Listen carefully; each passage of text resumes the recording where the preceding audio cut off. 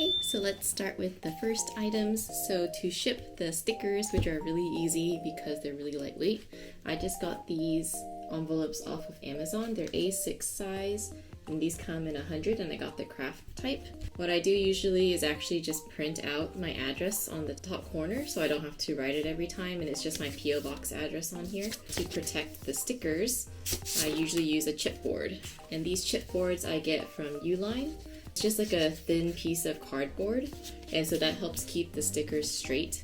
And to add just some extra branding to it, I usually have a stamp on it. In addition to protecting the stickers from bending, I also use Glassine paper. These all come in a giant pack also from ULINE.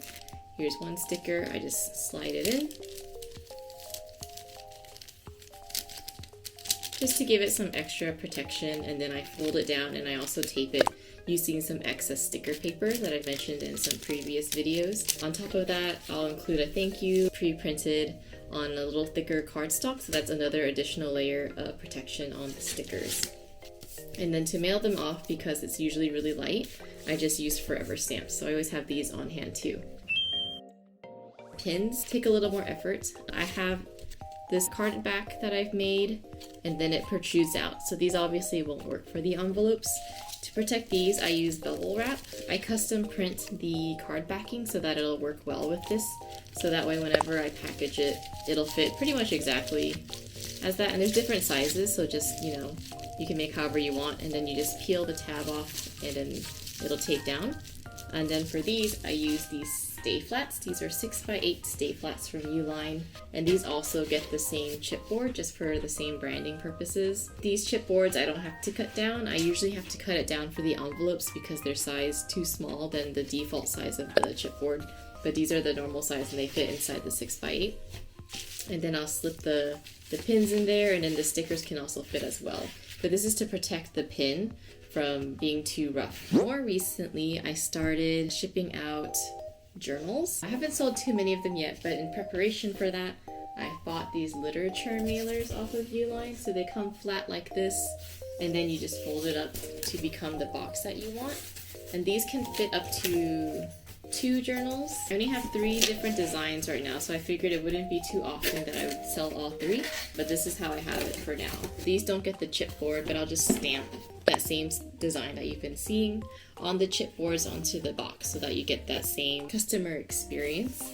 And then I also use a type of filler to protect the journals when they're in here. I don't buy anything in particular for that. I actually just use what I have lying around the house. I actually have this that came from a different package that has a lot of this crinkle paper, and it's a lot. So I think this is enough for now until I kind of figure out what I want, and it still looks nice, and then I can save some money there too. These are water activating packing tape. So I've designed out this, what I think is a pretty cute tape design. It just came with the packing tape. Use a sponge, wet it, and then you just wipe it, and then it'll just start sticking, which is pretty cool.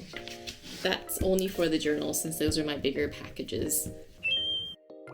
I have a MUNBYN printer, and this prints with no ink because it's just going onto thermal paper. Recently found out that you can actually just order them for free off UPS if you have a business account. You just go in and they have like a list of things there, and this doesn't take ink, so it's pretty much like free printing.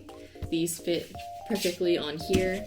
Apparently when you ship out things you can't fold them, so for example on the boxes, if I wanted to like use the label as tape, the system doesn't like that. It wants the label to be flat, so whenever I mail out something in this type of box, I have to lay it flat on top. I can't seal it, but that's okay because I have the packing tape.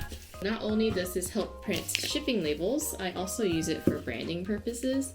So they come with some cute labels. There's different shapes and different colors, and I've been using it to just seal the envelopes a little more. So in my packing videos on Instagram, you might see me like stick just this after I've like sealed the envelope. Here you can see it self-seals, but I just usually put a sticker on top of that just for branding purposes. And same with the stayflats. Even though the stayflat has the self-seal on it, I'll just put a sticker here just to complete the customer experience. And finally, like I mentioned earlier, in terms of branding, I got that from Noissue This is a stamp pad that it came with, and then the stamp that I got designed. So it's a big one, it's a manual one.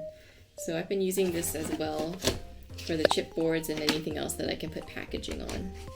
More recently, for some of the markets, I had to bring some white paper bags in case people were buying the journals, and I didn't want them to like lug it around in case they were buying multiple.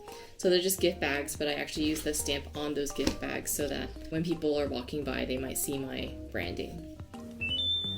I think that's it. I'll be sticking the links down below to all the materials that I got. Just wanted to share a video on that, so I hope that was useful. Let me know if you have any questions or feedback below.